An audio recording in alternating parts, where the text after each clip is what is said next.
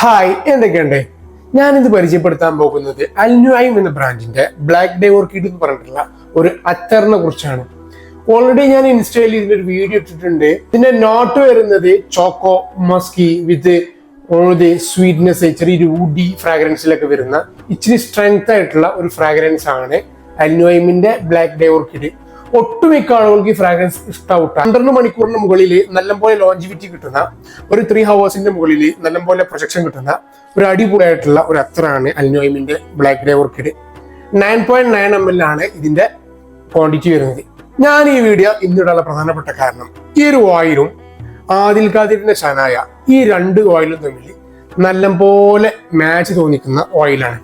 ഞാൻ ഓൾറെഡി ഷനായ ഉപയോഗിച്ച ഒരാളാണ്, അതുപോലെ ഇതും ഞാനിപ്പോൾ ഉപയോഗിക്കുന്നുണ്ട്.